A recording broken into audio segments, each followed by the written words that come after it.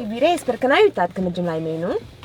Dacă toți sunt în drumul nostru spre casă, te-ar fi păcat. Cum să uiți, scumpo, doar știi cât de mult îmi place să stau la taclale cu taică-tu.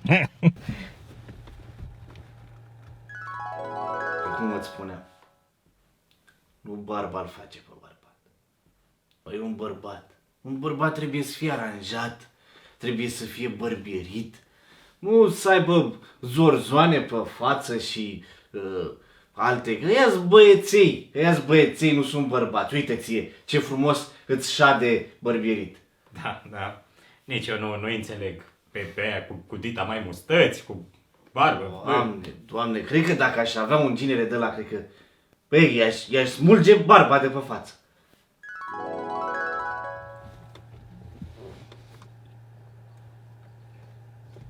Scumpo, Da? nu mai bine merge mâine la ei tăi? Mâine tata are muncă, nu... Perfect, mâine rămâne. Bun. Cum adică mâine? Am vorbit cu ei și am spus că mergem astăzi. Am stabilit de atâta timp, oamenii s-au pregătit. Da, ideea e că mi-am citit și horoscopul azi și scrie că nu e o zi deloc bună ca să-ți vizitezi socrii. Știi adică ceva mai bine? Spunem că nu vrei să mergi, îl sun pe taică meu și zic că vin singur și asta... Nu? De ce să nu-l sun? Doar nu ți-e frică de el. Frică de el, tu te auzi ce spui? Cum să-mi fie frică de taică-tu? Nu mi-e frică de bătrânul. Când doarme. Hai să mergem.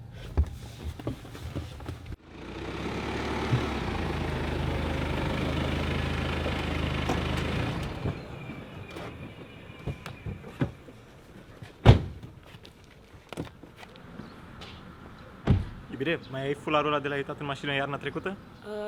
Cred că e în spate mașină, stai să văd. Ia uite, e aici. Mersi.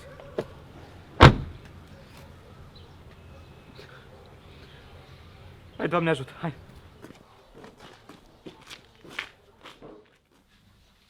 Tata, ce faci? Scump, am venit. Da, am venit și cu Ionuț. Îl văd. Bună ziua. Ce e Ionuț pe fața ta? Măselele, mă dor măselele și... Măselele? Mamă.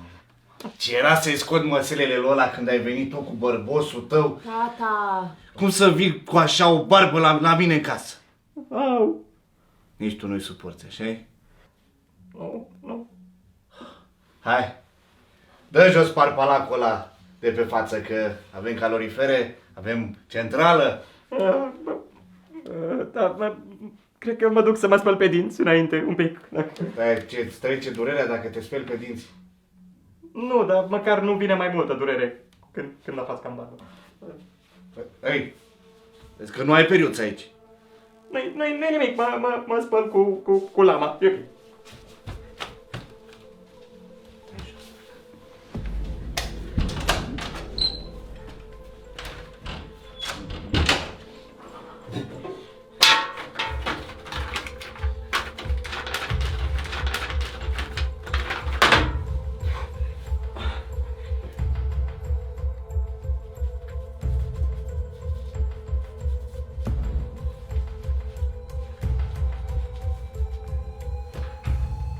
Ce face băiatul ăsta, oare?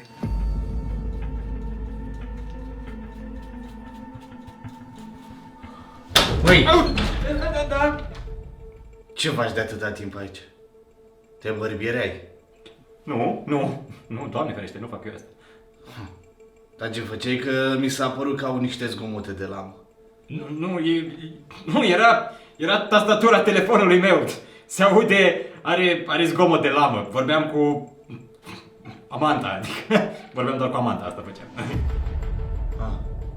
Am crezut că te bărbiereai. Nu, n-aș face ceva atât de degradant, nu. Așa, generic. Un bărbat ca tine are nevoie, fata mea, nu de un bărbos dintre ăla. Hai, termină de vorbit acolo cu fata aia, da? Și te aștept dincolo. You know, say that I'm a snowman, I go glam. I like it boom boom down.